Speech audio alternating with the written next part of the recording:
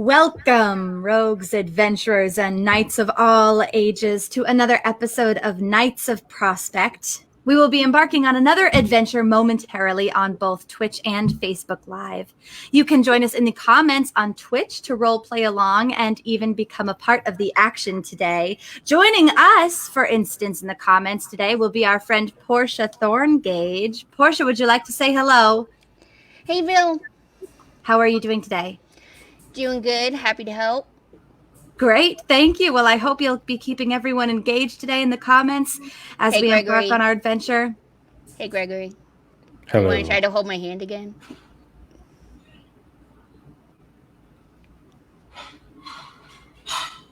Well, this is already a truly historic day. I've never seen Gregory hold hands with anybody. All right. No. I got your back, everybody. Have a good adventure. Thank you, Portia. Stay safe out there. All right, Game Master, where are we headed today? All right. Let's get underway to where you all have to go. In all the Riverlands, there are many towns and larger cities of all various sizes, but really there are 6 great city-states that wield power and influence over this entire region of the continent. You all reside in Tower Town, a coastal city with an immense elven tower in the middle of it and about 50,000 inhabitants. It's on the western coast. But another one of these city-states is Clearwater, which is in the east of the Riverlands, tucked into the rolling hills that eventually rise into the Great Mountains in the middle of the continent. Clearwater is very, very different than Tower Town. It's got only about a third of the population, and it's mostly human, with a small dwarven enclave in it. It's all surrounded by farmland, cattle, wheat, grain. It's kind of one of the breadbaskets of the area. And it's a hopping off point for many mining operations to the east, up in the mountains. For humans, it's also the site of a very significant religious pilgrimage. There are churches to Enteresh, the god of the humans, the god who brought humanity across the ocean, all throughout the city of Clearwater. And the immense castle in the middle of Clearwater dates back to the time of Enteresh's disciples. But there's a particular location outside of Clearwater that is incredibly significant. Rez, you are a cleric of Enteresh the Shepherd, the aspect of Enteresh that you follow. So what is this location? What's it called? What's it all about? It is called the Blue Hills of Clearwater, and it is the place where Enteresh first gave his first sermon among the people of the land. It was momentous because he performed a miracle right then and there, which was to make half of his audience disappear. And because it was a miracle, no one asked what happened to the other half of the audience. They took it as a sign from the gods. The logistics of that miracle have been debated by scholars for centuries and centuries afterwards. Everyone hopes that those vanished people are somewhere okay, but it was indeed, Raz, a momentous occasion. And because of this, people from all over the continent that follow Enteresh flock to the Blue Hills of Clearwater to kind of experience the calmness and hope that they too are kind of plucked from the earth and brought elsewhere. Everyone else, what natural features make it difficult to reach the Blue Hills of Clearwater? Too many trees. Thick with wood. And the wide rivers, of course, fast-flowing and difficult to cross. Very few bridges. And there's also a type of plant that grows in these woods that if you get too close to them or spend too much time in their company, make you a little drowsy and makes it difficult to concentrate. You're all familiar in your own way with the Blue Hills of Clearwater. Raz is the only human among you today. Vil and Winnie are elves, and Gregory's a dwarf. But Gregory, for you, Clearwater is a very kind of significant site within the human world because there's tremendous dwarven mining operations to the east, and really only a few days past the Blue Hills of Clearwater begins the realm of the dwarven hegemony. And you've got family that, on a clear day could be at the top of a mountain and see down into Clearwater. Vil, as a ranger and guide, you have taken people on this pilgrimage. It is dangerous for all the reasons you've mentioned. The crossings are very, very challenging. Usually not at this time of year, which is the time of pilgrimage. That's in fact why you're all here. And Winnie, you as a bard know that there is a lot of kind of money to be made and renown to be had by coming to Clearwater at this time of year to kind of play the solemn hymnals of Enteresh, as well as some of the more kind of upbeat and aspirational songs of his followers. I've been working on an original, actually, inspired by the natural landscape, but it's not quite finished. That is very good to know. The four of you are here really at the behest of Raz. The pilgrimage up to the Blue Hills is supposed to start, or at least kind of the earliest the pilgrimage starts, because it kind of happens throughout the month. But kind of the first people up into the Blue Hills are really going to start tomorrow. It's kind of the first of the month, the first of this month of celebration. And so Raz was very insistent that you all, kind of came here to, in essence, kind of guide and guard the pilgrims. This is an incredibly important time and an incredibly important place. And so you're all here. And all of you are, kind of prepared and ready to make the pilgrimage yourself, along with the first group of pilgrims the next day. But in the meantime, there's a tavern in town, one of several taverns in town that cater to the pilgrims of Enteresh. So, Winnie, what's the name of this tavern? It's a place that you perform at annually. Yes, the Whistling Perennial. The Whistling Perennial.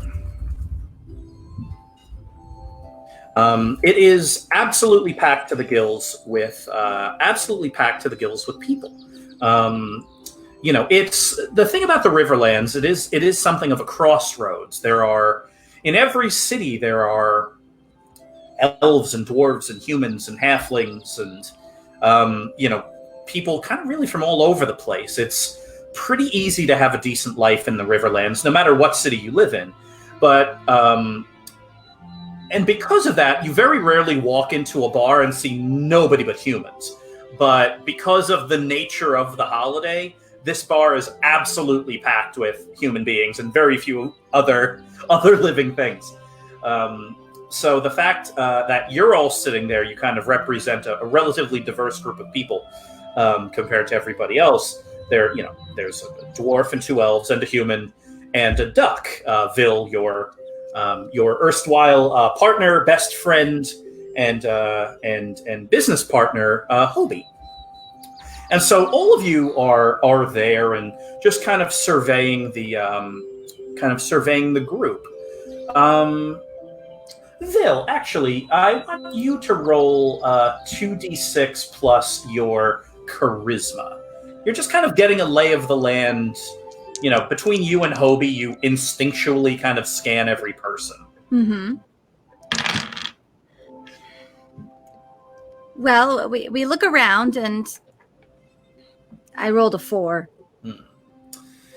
Yeah, that's as this is Dungeon World. As a reminder to all of you, we roll 2d6 for most things. On a 6 or less, it's a failure. 7 to 9 is a partial success, and 10 plus is a full success. That failure means that there's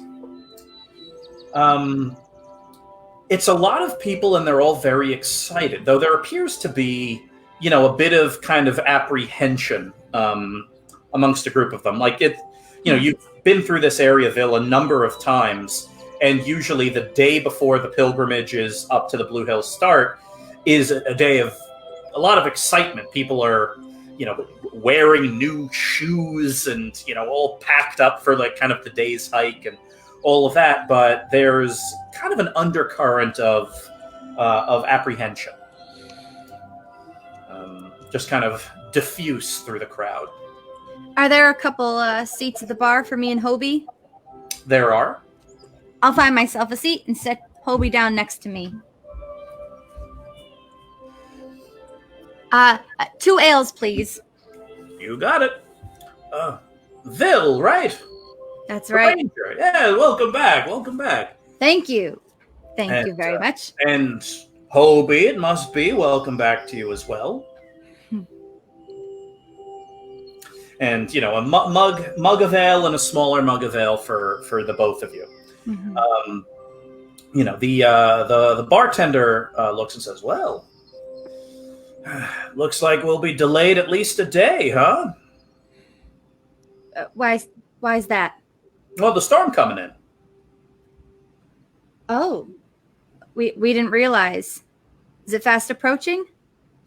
Well, I don't have the magic necessary for me to discern that much, but that's the rumor going around.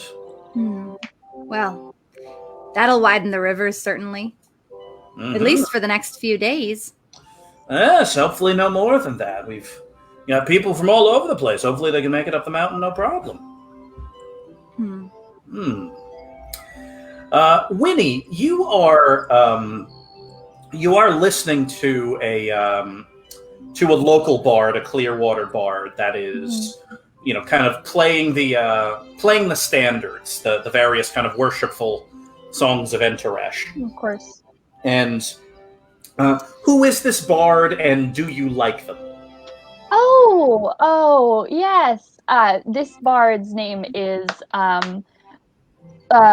Lucafire, and he and I actually have a little bit of history.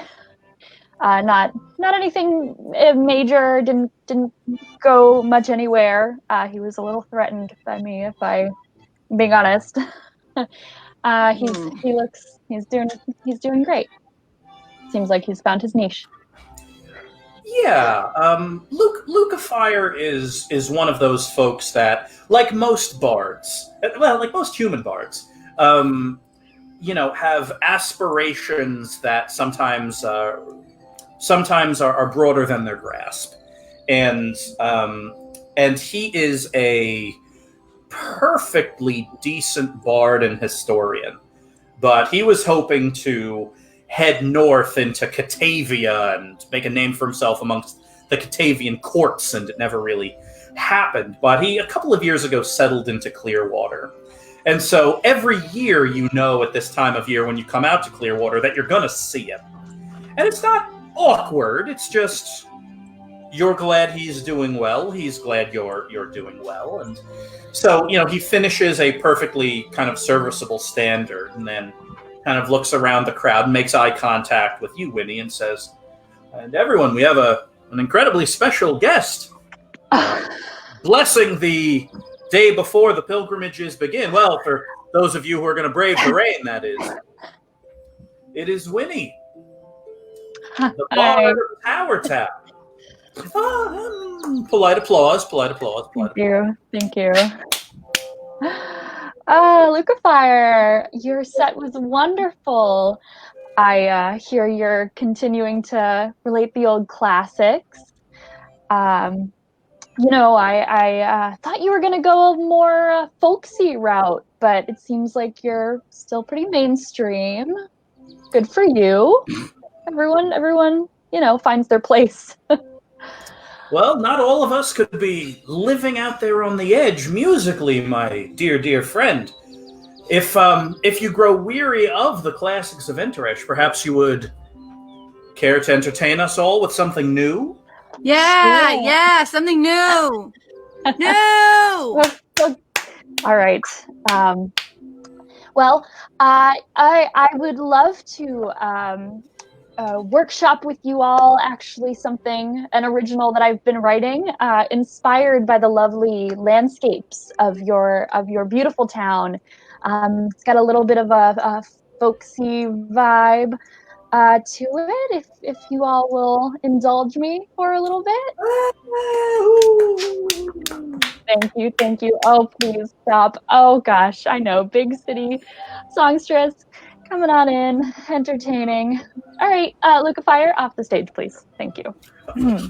Winnie of Tower Town. All right. I call this the Blue Hills of Clearwater. Working title. Oh, the blue hills of Clearwater, far as you can see. The sun shines upon the grounds where Enteresh did be. But a question lingers in the air, one on all our minds. Where did all those people go?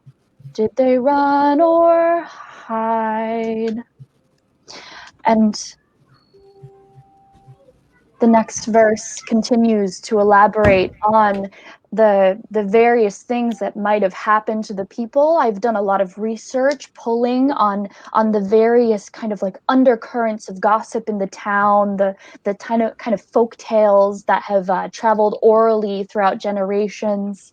My favorite being that, in fact, they all did grow down into the earth and form a small colony of people that live and exist underground peacefully, a kind of alternate human race underneath the top layer of the earth.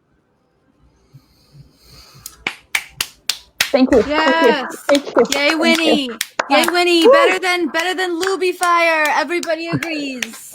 Yes. Winnie, 2d6 plus your charisma. As a bard, you are, as much a scholar as you are a performer. And so, this song you put together ideally captured some of the working theories of the town. Ideally. This is 5. So it's a work in progress, It is a work in progress. So there's, the applause is polite, whereas with Luca Fire there was relatively raucous applause. He was playing the hits. He was throwing fastballs over the middle of the plate, whereas you kind of latched onto a very interesting, if obscure, religious and magical theory about people living under the earth. There are a couple of people in the crowd that are, engaged in essentially one of those arguments that's two people furiously agreeing with each other. So you definitely found your audience in those two conspiracy theorists, but everybody else was, probably impressed by your vocals, but less so by the content. Gregory, you are sitting with Raz at a table, kind of eating and preparing for the day ahead. And you notice that there are a couple of youngish humans that are essentially overtly pointing at you. Yeah, right? Yeah. Why did she have to sing that song? She's obvious. The song's about dwarves. The song's about people living under the earth. Come on. Well, there's many theories about why that event occurred at that. Dwarves are not descended from humans. Perhaps that's true. That's one theory. Another theory is that Enteresh split time, and two populations existed in two timelines at the same time. There's many theories out there, Gregory. You can't discount one over the other. I can discount whatever I want. I mean, ostensibly that's true, but in the grand scheme of things, each one might be true. Who's to say? Enteresh. When I signed up for this mercenary crew, I didn't sign up to accompany a bunch of humans playing Hospitaller to let them go worship to some false dwarf maker.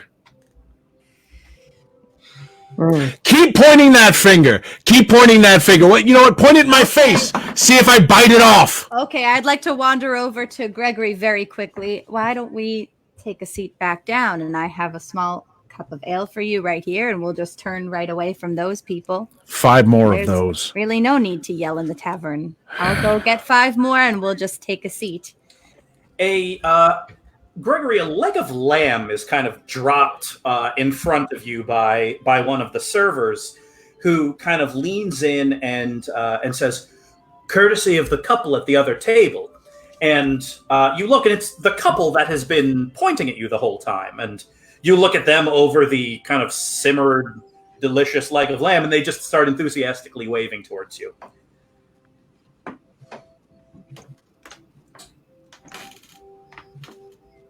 All right. What's their deal? Yeah, you're kind of making they look vaguely familiar. And actually, Raz, you look as it's kind of a big deal that free food was just dropped on the table, and your back is to whoever these folks are. You kind of turn around, and you see that it is Wendy and Marcus, 2 people, Raz, from your congregation in Tower Town that you recently married. Oh, Do you know them? Are you some kind of famous man amongst these people? I married Wendy and Marcus just a few weeks ago. You're a bigamist? A bigamist? I didn't know you married. You're married? No, I married Wendy and Marcus. I myself am not married. Although one day, who knows? Maybe I understand. He made them married. He forced them to be married. Why didn't you just say that? I granted them to be married. You forced their marriage upon them. He let Wonderful. them marry each other. They wanted to marry each other, and so I officiated the marriage. Was that the one where Chauncey set off all those fireworks? Yes. Oh, it was great. It was a wonderful day until we had to run away. We had to run so fast. Chauncey in the book. Anyway, would you like me to introduce you to them? They're a very nice couple. They one is an archaeologist, and the other is a wizard. Oh, wonderful. Well, if I get them to stop pointing, fine. Here are your 5 ales, Gregory. Good. Thank you. Keep him docile. Yeah, and Wendy and Marcus, kind of Raz, at your kind of gentle insistence, come over, and they look at you, Gregory, first, and say, "We're so sorry for the pointing. We had a feeling that it was you, Gregory, who we know is a friend of the priest that's in charge of our congregation, because he talks about you all the time. And little did we know that you were actually having dinner with him right now. Hello, Father Raz. It's so good to see you." Hello. How is marriage treating you? Wendy kind of leans in conspiratorially and says, "It's great. This is our first big trip. We're making the pilgrimage to the Blue Hills of Clearwater." Oh, as are we. May I introduce you to Gregory Shitbeard, Vil, and Winnie, my compatriots on our journey. Such august company. This is terrific. We wanted to introduce ourselves because we didn't know who amongst you was coming up on the pilgrimage. But whoever it is, we wanted to buy them a meal. Oh, well, it's very august to meet you. Same. Oh, and who's that? Oh, this is Hobie.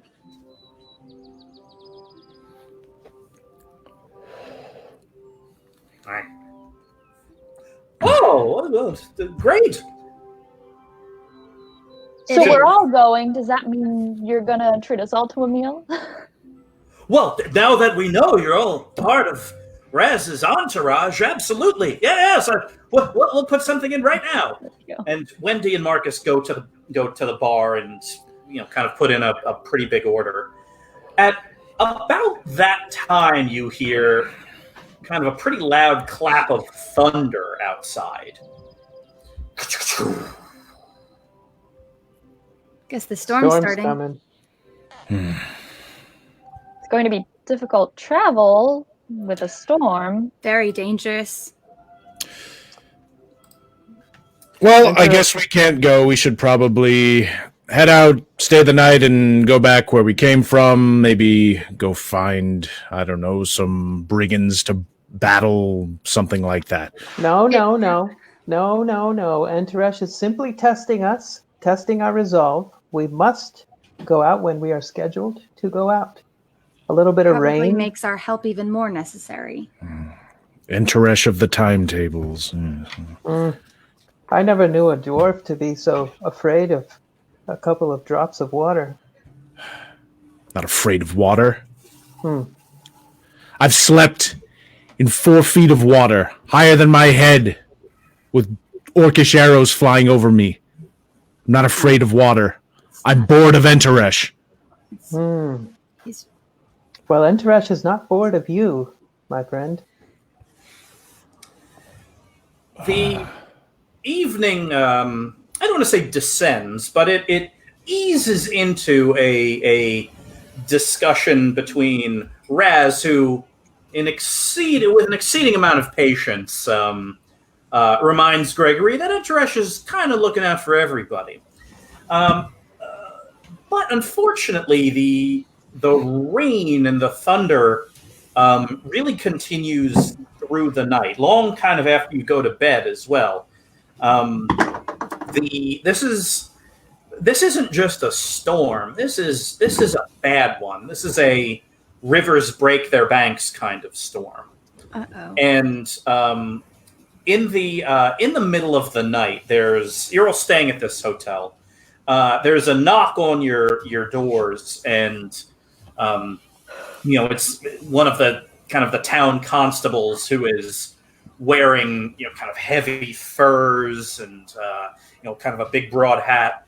Says to all of you, "Hey everyone, you're all free people, obviously, but it is the recommendation of the town constabulary that you all delay your pilgrimage up to the Blue Hills until the weather subsides. Where we had a horse from the next town up the river that the banks of the first river have crested over, so the bridges are useless." Is this weather typical for this time of year? Well, it's certainly a late storm. We would expect this in the weeks prior, but no, this is unusual. We've knocked on every door so far. Hopefully everyone, at this inn anyway, decides to stay put for a couple more days. You don't know if anyone's already traveled out, do you? Gotten a head start, tried to beat the storm? Well, hopefully not. I wouldn't be jealous of them. No, not indeed. Frankly, there's no way to tell until morning, really. We had a Why nice... not? Oh, I was just thinking of our friends that we reunited with just last night. Maybe checking on them, making sure they're still sleeping safely in their beds. You want to go look at them in their beds? They're married, you know. I was hoping to knock on their door and see if someone answered. Oh, knocking. Okay. Yeah. All right, so you'd spent a good couple of hours with them since they all bought you dinner, so you know that they're also staying in here. They're staying on the ground floor, so you go down a flight and knock on their door, and you hear no answer, and knock again and no answer, and eventually one of you is brave enough to just open the door, and yeah, this room is empty. Kind of bed was remade. There Wendy and Marcus were so excited about their new traveling boots and their traveling packs, and all of those things are gone. Vil, you don't even need to roll for it to kind of see what happened here. It's very clear they decided to try to beat the storm because they did not want to get stuck for a few extra days. So the sense you get is that they have already left and headed east over a bridge that may at this point have been washed away. Well, we can't just let them go off on their own. Well, it's going to be near impossible to track them in this weather, but we can follow the path we think they took and just see if we can catch up to them. So we can just go drown in a river? Well, I thought you weren't afraid of water. They made their choice. I'm not stupid. Sounds like You're a little stupid, Gregory. I'm sorry. You're a little stupid. I throttle you, priest. Just a hair. Just a hair. It's not a Just time a for smidge. threats on each other. I just think that if we work together, we should be able to cover possibly even more ground than they did in this time. And do I get a sense for how long ago they left? The sense you get is that, assuming this constable was going floor by floor, probably right after the constable told them that they couldn't go, they probably decided to go. Seems very contrarian. Probably catch up to them if we go quickly. Can I petition Enteresh for divine guidance to see what our destiny holds? You absolutely can. Let's switch to petitioning Enteresh sounds. So yes, Raz, this is going to be a divine guidance, which you don't even need to roll for. Okay. You are simply granted useful knowledge relating to Enteresh the Shepherd's specialty, which is fate, luck, and destiny. So essentially, you kind of engage in the prayers necessary to commune with your God. And what does it look like, and what do you ask? I raise my hands to the sky and I yell, Enteresh, I am communing with you. And I ask, if we are to pursue Marcus and Wendy, what is our fate? The way that Enteresh kind of plants a seed in your head is very... it's as if you're remembering something, remembering a conversation from long ago that you never actually had. But you remember this thing that was just planted in your mind, as if it came from a dozen years ago.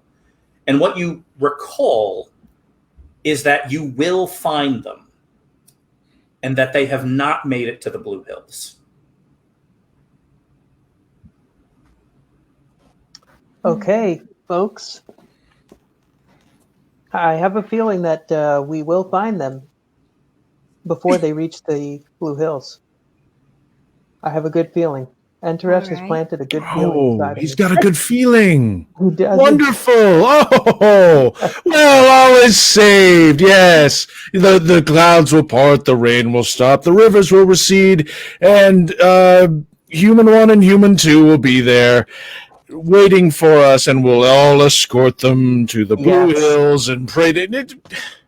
Trust the Lord and Savior Enteresh, Gregory. Just trust. Coinciding almost exactly to when Raz said trust, you hear the sound of the rain let up, from a heavy downpour into a steady misting rain. Coincidence? May very well be coincidence. And yes, let's take advantage of this coincidence. It might just be a break in the storm. I think it's supposed to go all day, so why don't we head out now? Yeah, if we move quickly, we'll get ahead of the worst of it. That is very true. So, Vil, depending on your tracking will kind of determine when, in fact, you catch up to these two. So I need you to roll hunt and track. That's going to be 2d6 plus your wisdom. Is Hobie helping you? Yes, Hobie's going to fly up ahead, see if he can see anything from above. So you're going to add +1 for Hobie as well. So 2d6 plus wisdom plus your duck and business partner, Hobie. It's really hard to track right after the rain. Everything just gets washed right away. So it's a 5. Mercifully, the rain doesn't pick back up. It's still misting and gray and disgusting. But it's not punishing or dangerous. The problem is you're able to follow the trail out of town. It's a well-worn kind of pilgrim's road out of town. But the issue is it leads to the bridge closest to Clearwater is a wooden bridge that's probably been here 50 years, and it is full washed away. So the problem is, even if you were able to track them to this point, you're sure they took that bridge, but you need to essentially find a way to cross this river, which is a few feet over its banks at this point. You're all standing in kind of knee-deep slop right now. All right, guys, hear me out. One time, when faced with a river I needed to cross, I called upon the assistance of a bunch of fish and they carried me across. So... Okay, if you think just a bunch of random fish are gonna help you, that's never happened to me. Sounds a little far-fetched. Hobie, can you help us out?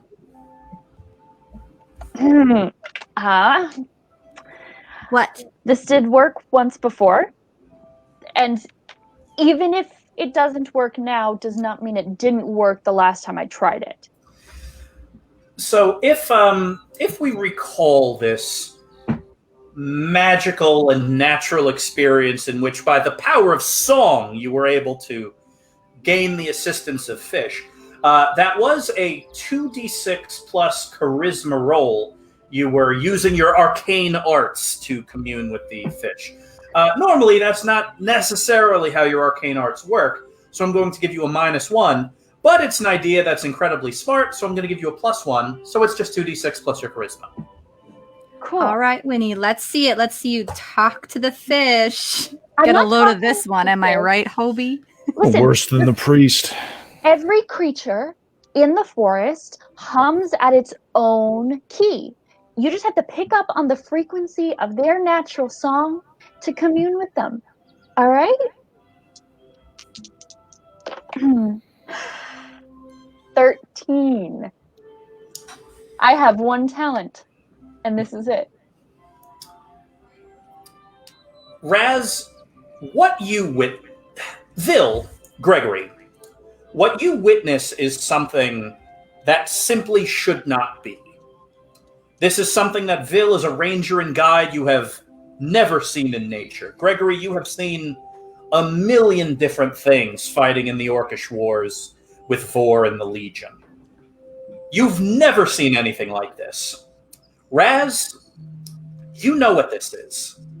This is a miracle. This is an honest-to-goodness miracle. The waters are still torrentially pouring through this river.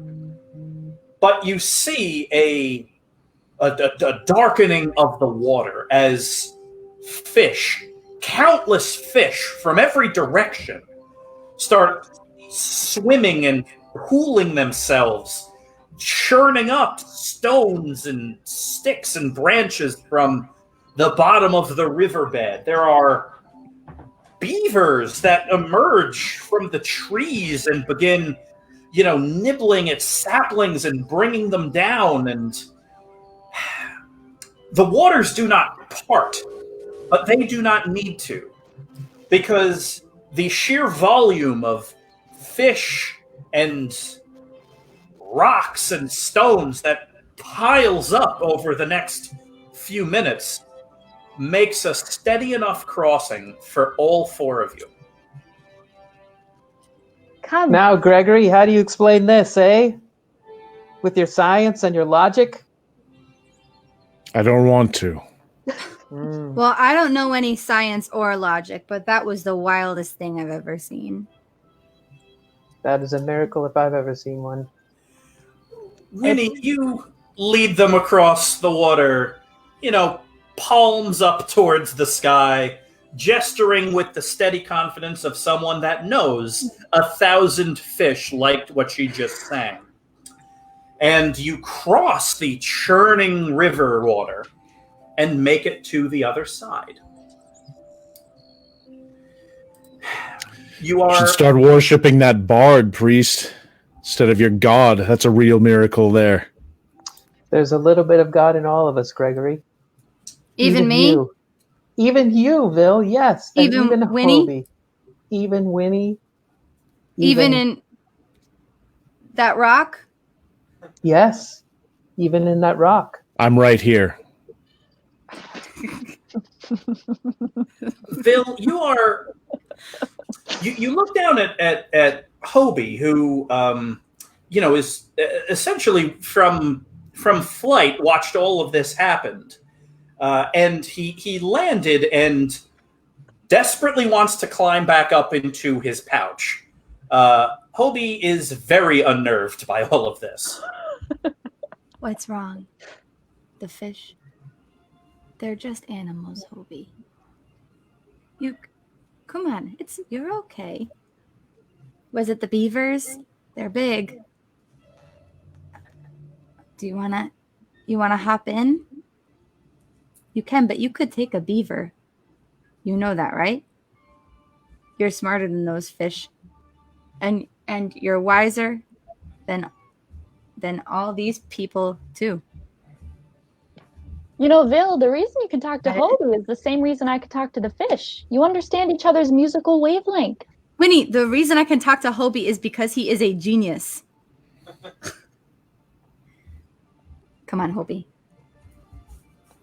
He's going to ride in his pouch for now. So, Hobie climbs back into his pouch, and you proceed through kind of what is now the early morning gray. The rain is still coming down steadily, and Vil, you're able to pick up not necessarily their trail, but kind of the pilgrim's road up into the hills. There's another bridge that is not washed away, but there's another river, and it rises up high enough that the bridge is impassable. And at this point, you kind of pick up on the fact that Wendy and Marcus clearly made a turn here, because it looks like they tried to set a campfire and failed, and so it looks like they headed off the trail. Roll 2d6 plus 2d6 for plus your wisdom for hunt and track one more time. I won't give you Hobie's bonus because he's still in the pouch. He's taking a break. Oh my God. It really rained really hard. I just can't see anything, everything. It's a 3. 3. It's tricky to track in the rain, and you more or less kind of hold a finger in the air, and you're choosing north or south, and you choose south, and after an hour, it becomes clear that nothing is passable here. The plant life that causes fatigue and extreme exhaustion is growing very thickly here, and it doesn't look like it's disturbed. So you all have to double back the other way and spend another hour getting back to where you were, and then another hour. Sorry, everybody. Don't apologize, Vil. It's totally okay. Well, we have all the time in the world. I'm very good at this. Yes. I'm having a hard time. That's okay. It's fine. I'm feeling frustrated. It's all right. I'm sure another miracle will come along. And Yes. Shall be Gregory, here. We are fated to meet Wendy and Marcus. It is in our destiny. There's no way we will not find them. okay. Unless we just find their bodies. And Sorry. even still, we will have found them. Another hour or so passes, and you find them.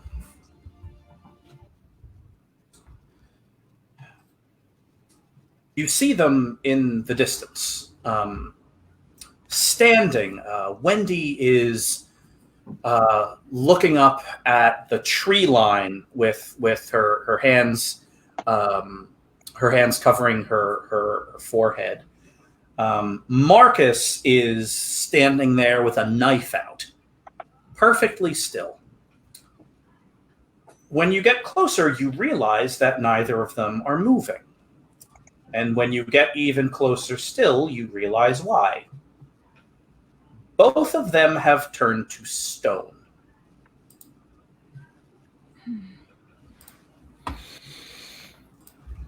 Like I said, we found their bodies.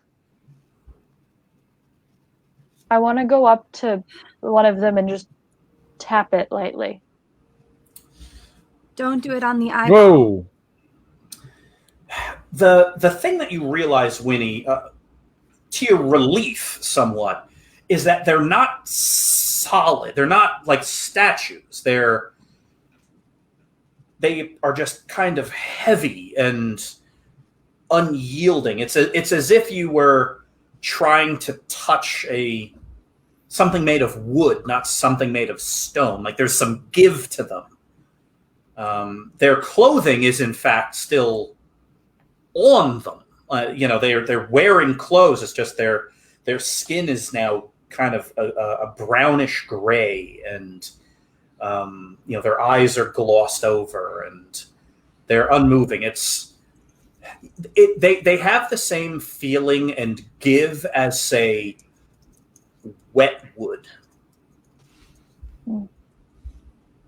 Gregory, Gross. what kind of stone is this? This isn't stone. This is stone flesh. So that's what kind of stone it is. I've seen shamans do this. It's not. Sorry. Here, take a knife out, carve it, see how it reacts. It's not stone. Let's not carve into their flesh. If Let's you've talk seen about it this. before, do you know a cure or a treatment? Gregory, roll 2d6 plus your wisdom. I'm going to give you a +1 to this because you have seen it before, as you said.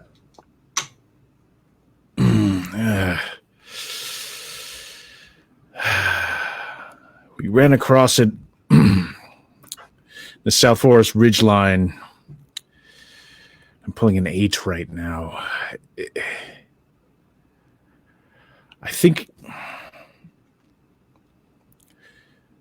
I believe when we killed the shaman involved, that it lifted. Now, this was long ago. I'm not certain. Yeah. That is Gregory, veteran of a dozen campaigns, weighing in on this. The source of this curse is also the relief of the curse. And you're all kind of nodding along, thinking, oh, well, all we need to do is find the source of the curse. Someone roll 2d6 plus... Someone discern realities. Someone roll 2d6 plus wisdom to discern realities. Dealer's choice. Whoever wants to do it. Not me. I'm having a bad day. I got 9. All right. Raz, discern realities. A 9, it means you can ask one question from the Dungeon World list of discern realities questions.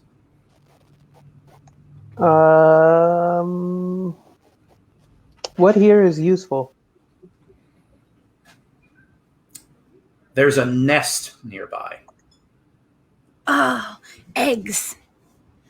Is it up in a tree? It is. Can I climb up and take a look? You do. You climb up with the ease of an elf that has been living in the forest for decades, if not centuries. And yeah, it's a fairly big nest made of petrified stone, made of petrified branches. And yeah, Vil, this you know of. You have never actually seen one in person, let alone two. But you're about to. The only beast of the deep forest that can make a nest out of petrified twigs is the cockatrice. And at this point, you see two of them emerge from the tree line, screeching loudly because something has disturbed their nest. No. I see. They are bigger than a chicken and kind of look like a chicken if a chicken was covered in reptilian scales. And it's a mix of kind of leaping into flight and galloping on the ground. And they are bombing towards the treeville that you are currently in. Better get down from there. I draw my bow. All right, these things are now kind of swarming. They run through Winnie and Marcus and begin trying to kind of leap and crawl and scramble and fly up the tree. Who wants to go first? Can I cast Divine Protection on all of us? Yes, you can. Divine Protection will be 2d6 plus your Wisdom.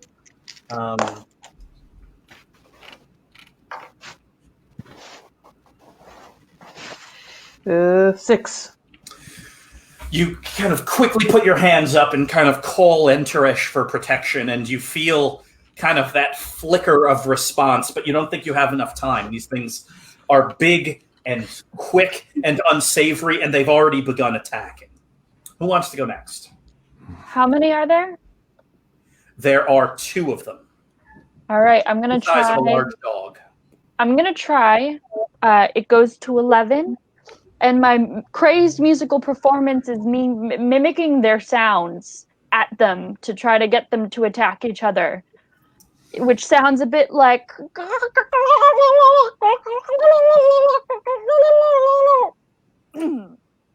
2d6 plus charisma. 7. All right. That is a partial success. So just to make sure I heard it right, what exactly was your song? Oh, it was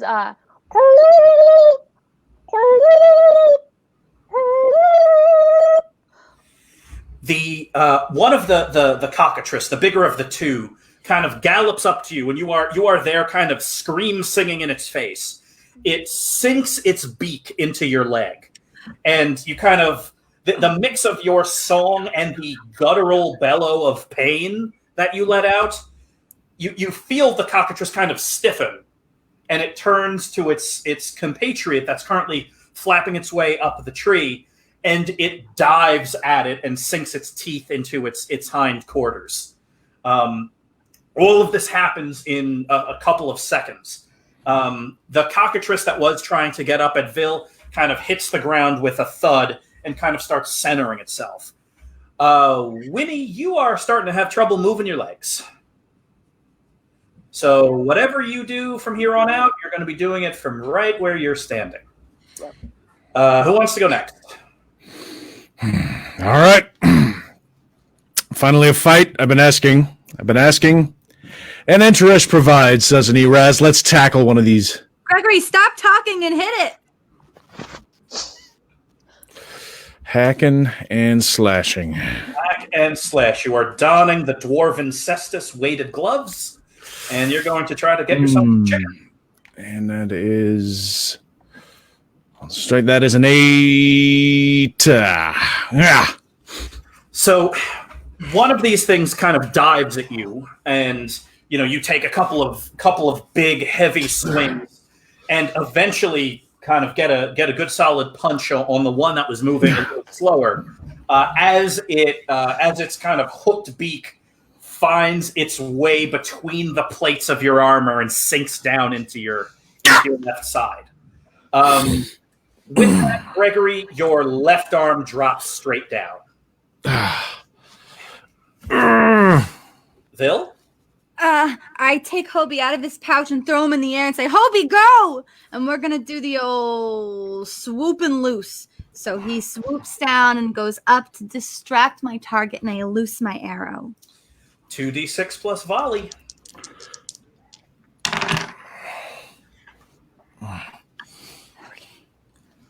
Eight. Okay. The cockatrice that bit its compatriot starts doing what that first cockatrice was doing, which was climbing itself up into the tree. You kind of get a shot off and hit it once somewhere in its kind of armored middle as it bites you on the leg.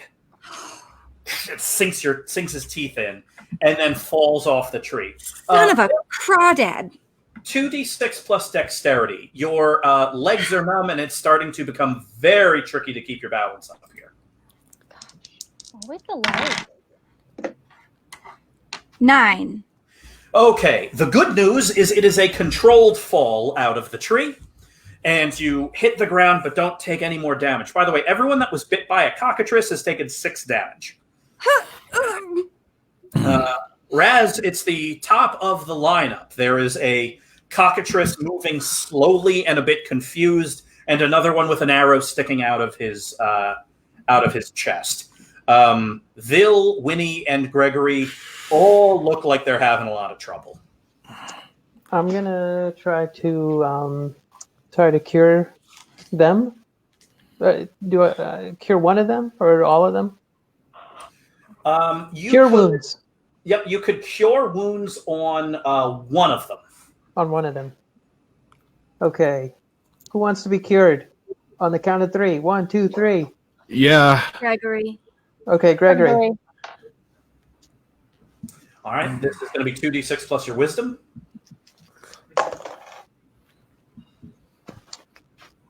Okay. 8. Okay.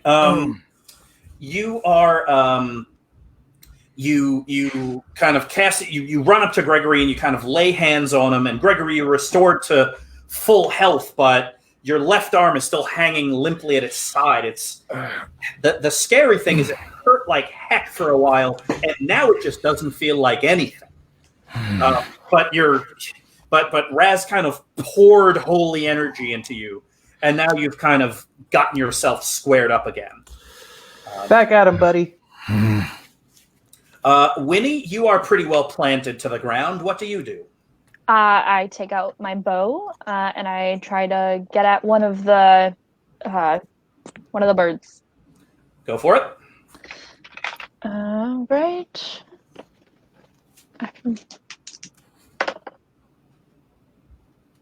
It's 9 to hit. Mm-hmm. You kind of knock and fire, and one of the you hit one of the cockatrice that already had an arrow in it. You hit it a second time, right in the same spot Vil did, and the cockatrice drops to the ground. You're kind of taking a moment to breathe as your legs are becoming increasingly leaden, and at roughly that moment, the other cockatrice kind of slams into your back and takes another bite out of your shoulder. And at this point, you drop the bow. But one of those cockatrices is dead.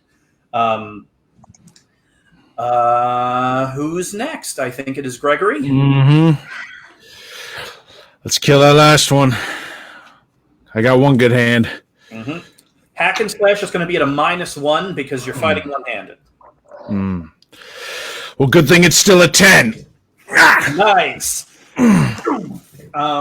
You punch this thing so hard that it explodes into a puff of a puff of splintered lizard scales. And Vil, Winnie, Gregory, you're all kind of standing around. You're looking at Wendy and Marcus, and Raz, you're kind of surveying all of them, and you're just kind of waiting for something to happen.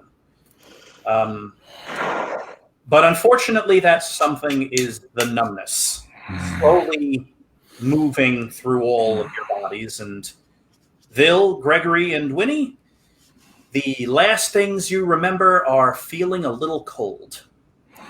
Raz, you are standing in the clearing of the woods surrounded by 5 statues that used to be your friends and people you recently married. Hello? Anybody here? How about Hobie? Is he still with us? Hobie is circling in the sky, but eventually lands at Vil's feet, kind of pecks at one of her legs, and then looks at you panicked. Okay. I'm gonna ask for divine guidance from Enteresh.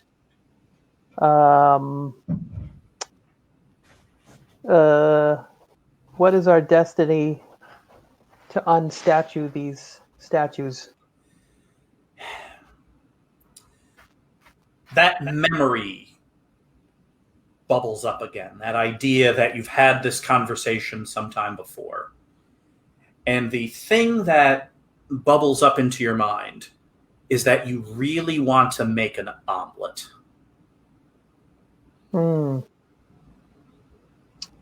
I climb up the tree, scamper up the tree, find the eggs. I'm assuming they're light enough to bring down. They are. Bring them down. Go into the woods, grab some dry brush. You know, I survived on my own between the ages of 5 and 7, so I'm very well versed in making a fire. A nice fire roars to life. Impressive, considering how wet all the wood is. And I am actually going to take Gregory's shield and use it as a pan. Put it on top of the fire. It starts getting nice and hot. Crack open one of the eggs.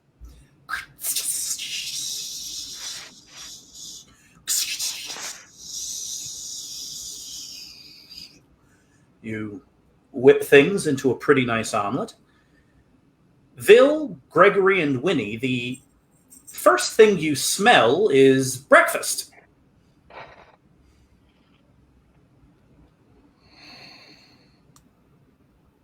I take some of the egg and I feed a little bit to Winnie, Gregory, and Vil.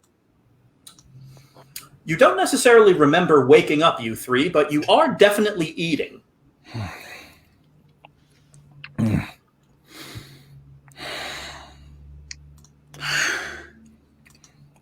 How do you feel, guys? Better. Not thrilled you're using my shield over a flame, but better. It's probably seen worse. I crack open the other egg and fry it, make it into an omelet, feed it to Wendy and her husband, Marcus. The color begins returning kind of first to their cheeks and then to their hands and arms. A kind of fresh ribbon of blood emerges from Marcus's side where he was bit and from Wendy's forearm where she was bit. And the 5 of you sit and... the 6 of you, rather, sit and eat a unexpected but tasty breakfast. Let's cut forward a few hours. You are standing on the top of one of the blue hills of Clearwater, looking up at the sky as the clouds start to apart. Rays of warming, drying sunshine starting to peek through. Certainly is beautiful up here.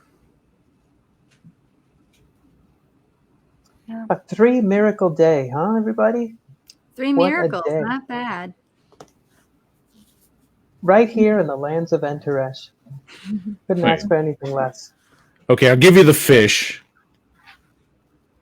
The rains stopped. The rain The stopped. fish came.